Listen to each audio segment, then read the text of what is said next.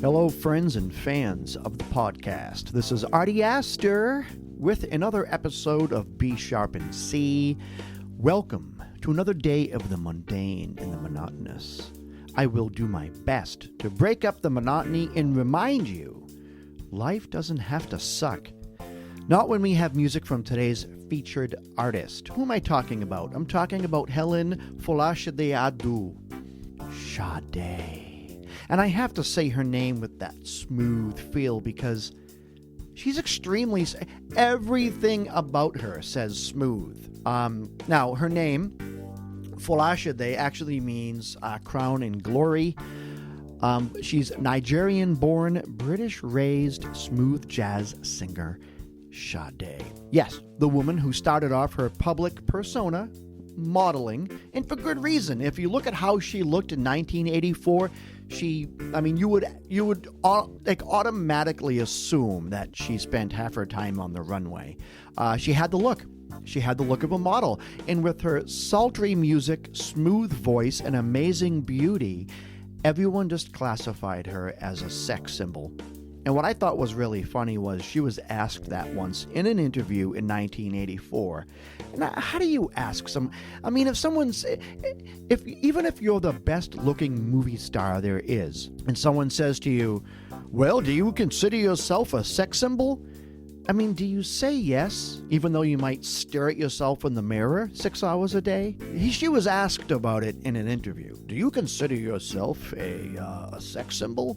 And she was like, no, listen, her answer was kind of funny. She's like, well, I'll try to say it in a British accent. People will classify you as they see you, not as how you really are. That was horrible. It sounded more Australian than British. At any rate, she said that she did not consider herself a sex symbol. She considered herself more of a misfit. I don't know if she made her point, because when you look like she does, and then you say to your audience that you're a misfit, it doesn't really come across as unsexy, but whatever. Ask her today, 38 years later, she'll more than likely say something different. We all think and act very differently when we are young. Whether we're famous or not, we just do. But let's jump right into this episode, because this is actually going to be a fun episode.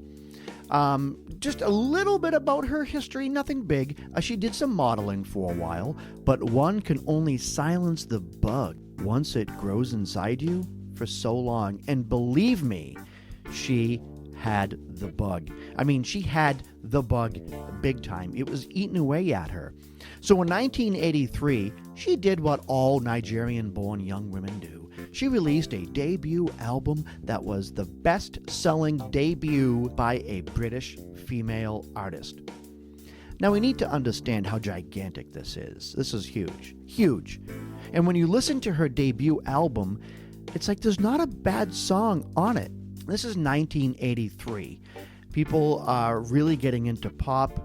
That techno, no, I shouldn't say techno, but that synthesized sound was really becoming huge. And then out in the middle of nowhere comes Sade, this British-raised woman singing what I guess is considered smooth jazz. She actually defined it herself as soul, but I don't even know if I would classify it as that. I think it falls more into the smooth jazz category. And she does not have a gigantic, vocal range. So how did this woman become successful? Did she just ride the dovetails of her looks? Well, that's interesting. An image in music does go hand in hand. No matter how hard you try not to have a quote-unquote image, you will have one. It doesn't matter how hard you try. You will have an image. Now, I think that this first album, Diamond Life, I mean, it's almost like her first album was a greatest hits album. Every song on it is just amazing, and I think that speaks volumes of the talent that she and her band both had. They put a lot of work into each song, so much work that each song is like a tight, perfectly wrapped package that adopts its own identity. It really and truly does, and she and her band didn't just spew out songs one after the other either. Starting in 1984, up until now, she has 6 studio albums, which is not really that much. 1984, Diamond Life. 1985, Promise. 1988, Stronger Than Pride. 1992, Love Deluxe. 2000, Lovers Rock. 2010, Soldier of Love. Putting out 6 albums over a 35-year career is not a sign that you're not a prolific songwriter. It might just be you enjoy people.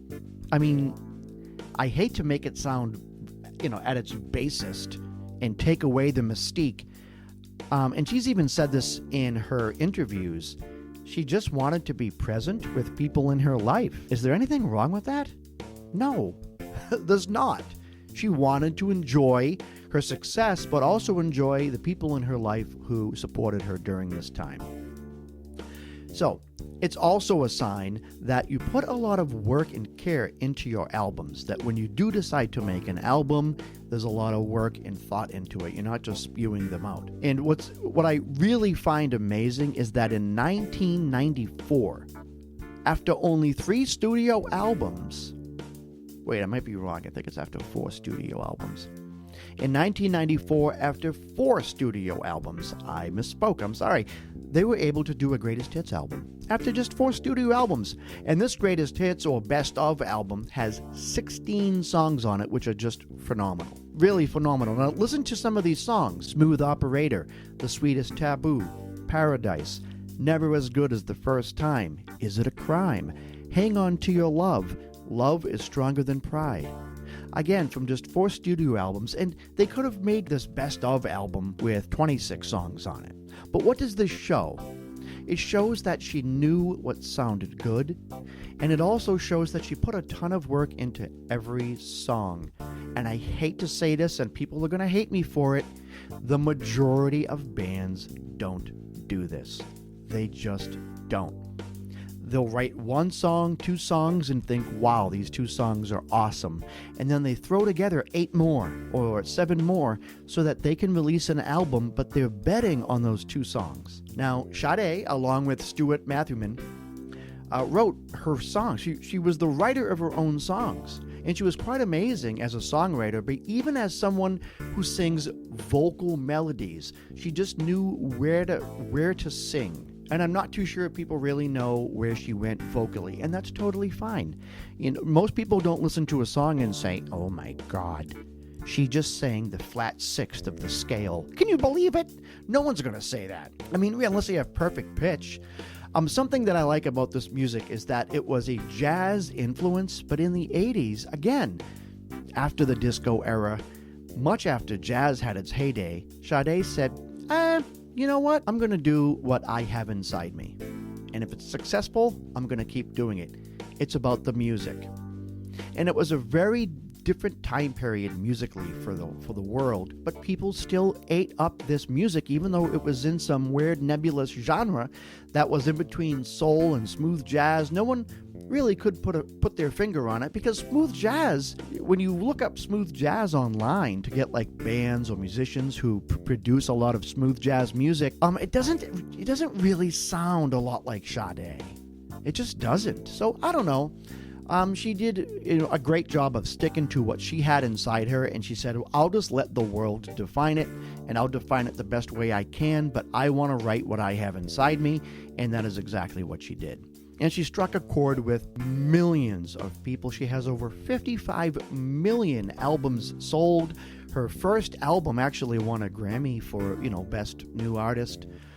And she tried to stay true to her genre her whole career, which I think is really amazing. So a Sade song in 1983 or 1984 is going to sound very similar to a Sade song in 2010. Now, that can be a bad thing to some people, but it could be a good thing.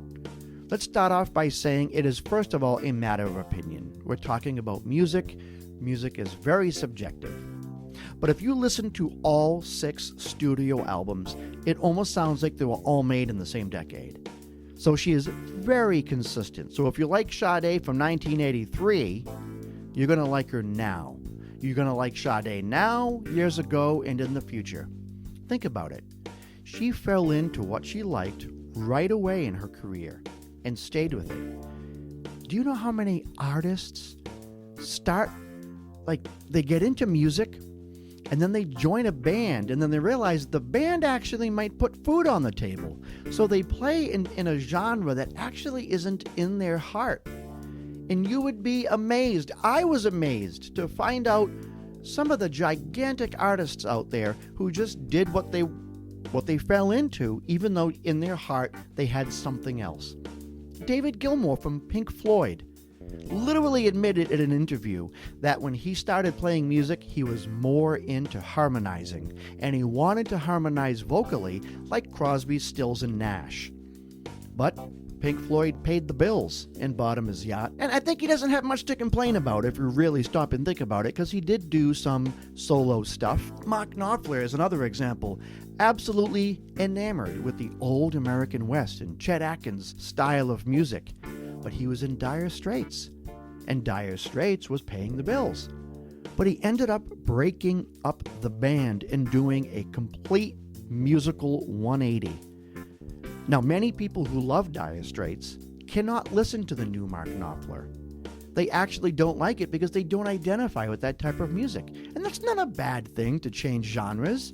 People might say, oh, he's committing, career suicide. Yeah.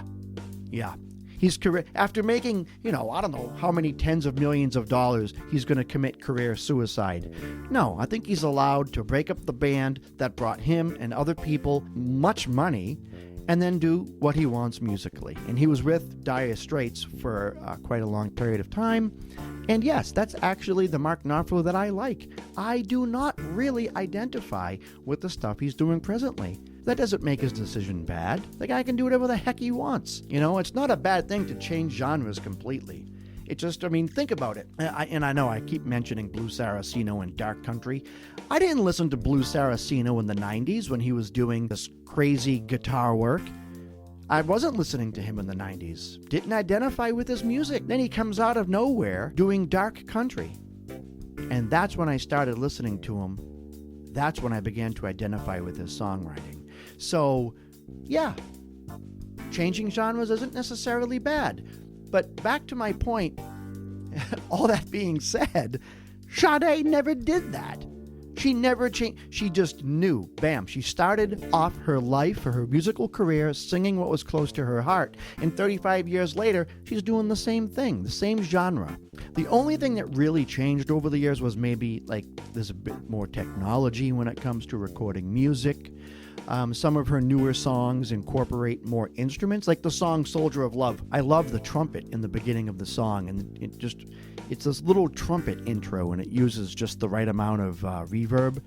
It's really nice. And you can tell they're adding more things instrumentally and even incorporating different styles, but never leaving that genre of smooth jazz or whatever it is. Now, if you like this sort of thing, take a listen to the album. You'll see that, the album Soldier of Love compared to her first album, Diamond Life, in quite, when you really stop and think about it, there are differences. There are big differences, but the genre is the same. Something else I really like about Sade is that time and time again, when she was interviewed, I'm going back from when she was young to today, she would keep on saying, it's about the music. Now, that's easy to say. It's easy to say it's about the music, it's not about fame, it's not about the money. Some people might come out there and say, I just love the fame and I love the money, I don't care about the music. And there are people that do that, and good for them. But there are also people who come out and say it's about the music, but they're just saying that. I really believe when Sade says it's about the music, I believe she really means it. She could have made a ton more money. And don't get me wrong, she's rich beyond most people's wildest unrealistic dreams. However, She wanted to make sure that the motive for creating music was to express herself musically, and also to assure that the quality of the music didn't suffer just to meet a deadline or to rake in more money from sales. And I think that's something she accomplished beautifully. She cut an album, she toured, and then she spent time with family. And then when the time came to cut another album, she had to ask herself, do I want to do this? And then when she decided yes, she got together with the band and they made more music, but it was well thought out. They didn't just do it because they all wanted to buy an extra Mercedes. Now I need to address something because she's been really criticized over the years. A lot of people criticize her that she got fame because she's beautiful. I mean, that's so hard to measure because I believe that music is a package. You have an image. Look at Samantha Fish. She's up there playing guitar and singing blues, but she looks like Marilyn Monroe. And she admits that she had to settle on an image. People settle on an image. That's what they do. There's nothing wrong with that. Now, some people who don't settle on an image, I'm sorry, I hate to say this, call me what you will, not settling on an image is settling on an image. Like if you want to go out and sing in a t-shirt and sweatpants, well, guess what, Bruce Dickinson? That is the image people are going to make of you. That's just what happens. We are visual creatures. We see things, we make, judgments, we create opinions, and some of those opinions, most of those opinions, could take a heck of a long time to change. So image does make a difference in music. So did she become famous because of her looks? I honestly don't know. Do I think that her looks helped? I mean, they could have. That's something that, I think of it when Brad Pitt, for instance, he was in Thelma and Louise, right? Really good-looking guy, in great shape. He played this misfit, this jerk, whatever the case may be. Women saw him in Thelma and Louise and loved him. And then he ended up doing other movies. He was a popular person, and he gained popularity after his few scenes or whatever in Thelma and Louise. And then, of course, he did other movies. And, oh, hey, by the way, he's kind of an awesome actor. Have you seen 12 Monkeys or 7? He's actually really talented. So, I mean, it's one of those things. Looks can help someone, looks cannot help someone. I actually think it's really hard to measure, even though I believe that looks actually do have some kind of effect, whether it be negative or positive. That being the case, I need to address her critics because she's criticized more than just, oh, she's pretty and that's why she's famous. First of all, she doesn't care what the critics think. She really doesn't. She's been asked about it, and she's just like, people are going to make opinions. I just got to do my work, and that's it. And I believe getting into family and appreciating what's really important in life has helped her just forget about what critics say. But she's been criticized for not having a large vocal range. And now that's funny to me, because the number of singers who don't have a large vocal range is actually far, far greater than those who do. Having a huge range is not a thing in and of itself. I'm going to kill that theory right now. My vocal range is greater than hers. I think she has a 2.5 range or something like that. My vocal range is greater than hers. You guys want to hear me sing? It ain't good. So does that mean I'm going to be famous because I have a larger vocal range? No. Some say her voice is weak, and I say, what's wrong with people? I'm sorry. I mean, I want to address the critics. Some say her voice is weak. Now, if you look at her whole entire package, she has apparent vulnerabilities in her image, her demeanor in voice, a part of the image. And now, even in her music videos, she comes across as someone fighting hard against the struggles of life, almost like someone who's vulnerable, but I ain't taking this crap. And that vulnerability kind of appears attractive to people, especially when you mix it in with her look, the style of music, and her soft, sultry voice. So the fact that people say her voice is weak, I mean, what is she supposed to do? Sound like Arnold Schwarzenegger when she's on stage? I'm a smooth operator. I mean, really? I don't understand some criticisms. I just don't. But here's something else too that I think is really interesting. I'm just going to mention a few things. People say she doesn't belt. She's not a belter. Well, most people don't belt. So, okay, that's off the table. I mean, seriously, she's not a belter.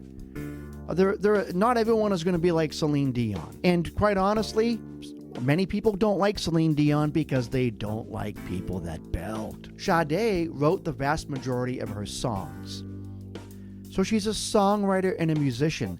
And when she sings in her songs, she harmonizes with herself very well. So she sings a verse, and then when they go back and do a double track, she's harmonizing with herself. And she also sings different notes on the scale and different chord tones. So she's not just, ever hear someone say, oh, I don't like that singer, he's monotone. Well, he's not really monotone. No one goes up there and just sings one note. I love you and I want to be with you all the time. No one does that. But when someone's monotone, it's because all they're singing is like the root or the fifth of the chord that's being played underneath them. And that comes across as monotone because it's lacking in vocal note selection. So I'm going to give you an example. Let me just turn down the background music. Okay, and I'm going to play something. Hopefully you can hear the piano here. So the song Smooth Operator, right?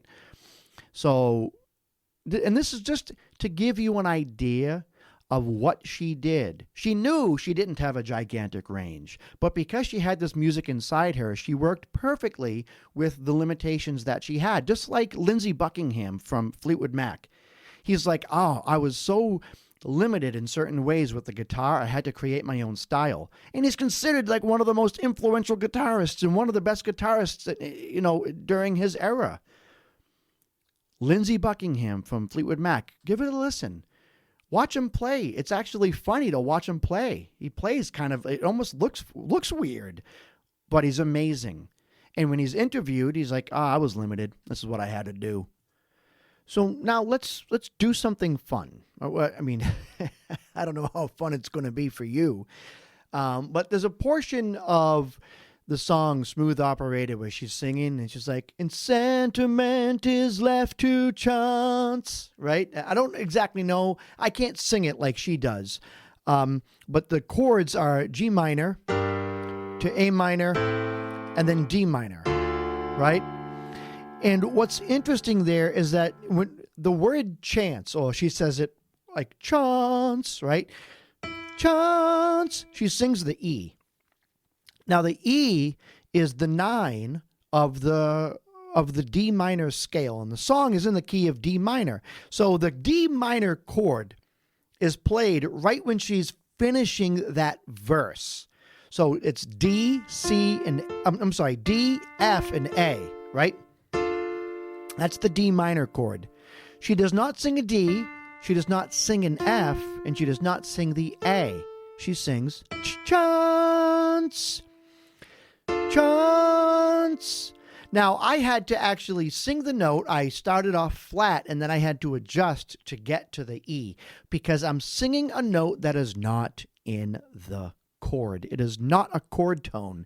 It is the 9th of the chord. So essentially, with her voice, she's taken a regular C minor chord and making it a C minor 9 chord. Chance, chance, chance, right? Now, a lot of singers are capable of doing that. It's just something that Sade did on a regular basis. She would sing a note that was not a chord tone and then hold it while the band behind her changed chords. So then when it went from a D minor to an A minor, well, now all of a sudden that same note, the E, is now the 5th of the A minor, whereas it was the 9th of the D minor. So what's happening is she's holding one note, but she's allowing the music around her to change, and that actually almost redefines the note that she's singing, even though she hasn't changed it. And she started off singing that note outside of the chord. It was not a chord tone. So it's little things like that Sade does. And to this day, I really feel that people who say they don't like her voice might just not like the music style. And that's something that I actually really need. I wish I probably should have emphasized that a little bit more during this episode. Her voice, just the voice, even if she didn't have good control over it, and even if she didn't know how to sing, just her singing voice alone is very unique. And as soon as you hear it, you're like, that's nice. So if you like a smooth, sultry voice, you like saxophone, that smooth, jazzy sound, getting in a romantic mood, lighting a candle, opening the bottle of red wine, pouring it into the aerator, and just dimming the lights, you will love Sade. She's one of a kind. Her vocal style, yes, her musical style, her songwriting, all of it is amazing and unparalleled. Of course, that is just my opinion, but my opinion is always right. So I think we need to be sharp and see the innovative yet timeless, beautiful music of Sade. Please follow me on Instagram under Be Sharp and C. Follow me under Facebook under, guess what? Be Sharp and C. Follow me down the road as I take a walk to go get a 6-pack of beer. That was weird. No, don't do that. If you are listening to this podcast on a streaming service that allows reviews, please give us a review. Choose any amount of stars you want. Be honest. I will accept the criticism, even though after you give it to me, I will hate you and try to murder everyone in your family. All right, so that being said, this is your host, Artie Astor from Be Sharp and C. Until next time, folks, keep it groovy.